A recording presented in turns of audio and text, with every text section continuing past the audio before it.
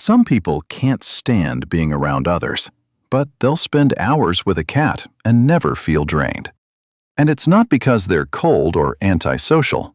It's because at some point their nervous system learned something they rarely say out loud. That certain relationships don't feel like connection. They feel like obligation. Like there's always something expected of you, something you need to respond to, something you need to prove. But then a cat shows up, and suddenly you don't have to be anything. You don't have to talk, explain yourself, or hold anyone up. You just exist. And that's when you notice something strange. Silence doesn't feel empty anymore. It feels safe. If you know what I'm talking about, this isn't really about cats. It's about why some people can only rest when nobody's demanding anything from them. Because here's what almost nobody explains.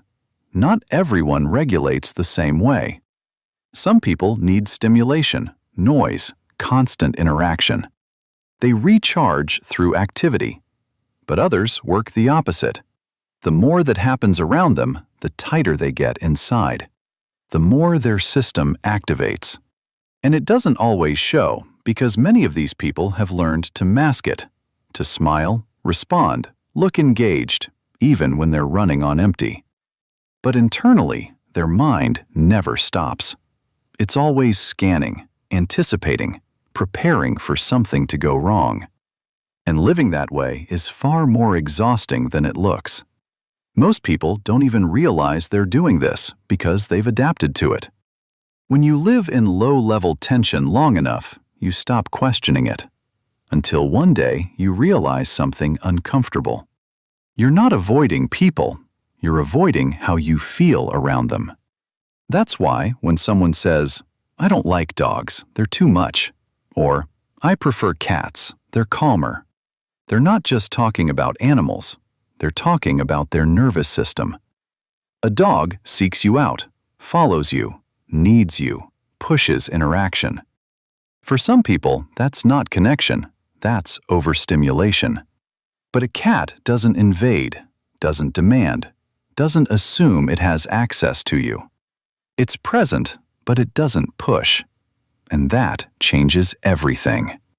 Because here's what few people admit. Being around others often feels like performing.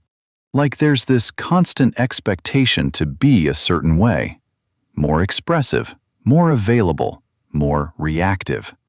And when you can't sustain that, the guilt creeps in. The sense that something about you doesn't fit. But here's the harder part. Some relationships don't make you feel accompanied, they make you feel evaluated. Like there's always a version of you that falls short, and that drains you. With a cat, that vanishes. You don't have to justify being quiet. You don't have to constantly demonstrate affection. The connection doesn't hinge on performance, it hinges on presence. And for certain people, that's profoundly healing. Because what they're seeking isn't isolation, it's peace. A closeness that doesn't hurt, doesn't demand, doesn't invade.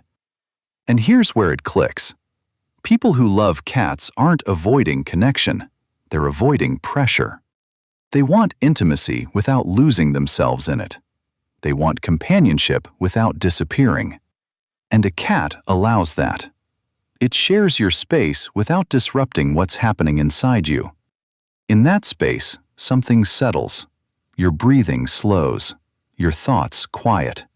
Your body drops its guard, often without you noticing. Because your body registers safety before your mind does. And here's the detail that explains everything. A cat's purr isn't just soothing. It's a repetitive frequency your brain reads as safety. No threat. No need to stay vigilant. Everything can stay as it is.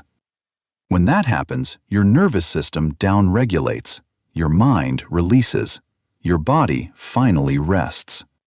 And that's rarer than you think, because many people have gone years without that. Years without a space where they don't have to manage how they're perceived. Years without simply existing, unfiltered, That's why connecting with a cat isn't just affection, it's regulation, real rest. And from there, attachment forms naturally. But there's more. People who love cats often notice what others miss.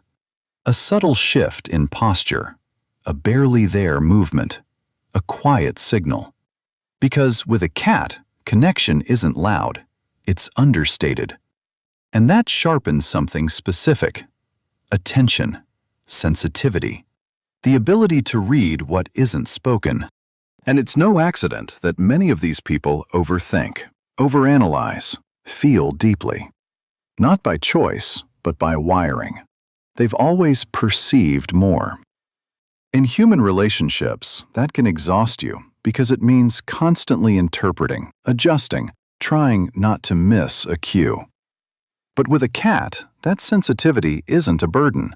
It becomes the natural way to connect. You don't suppress it. You don't mask it. It works the way it should. And that's why it fits. But here's the final piece. Many people find it easier to give than to receive, to care for others endlessly. But being cared for feels unsafe because it requires openness, vulnerability. A cat shifts that without forcing it. You can give without being consumed.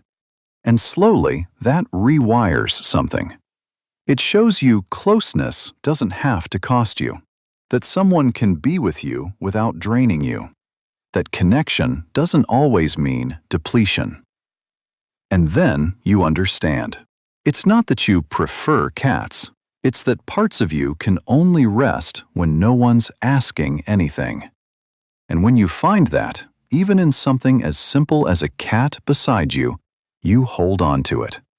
Because for the first time, you're not just surviving. You're at peace.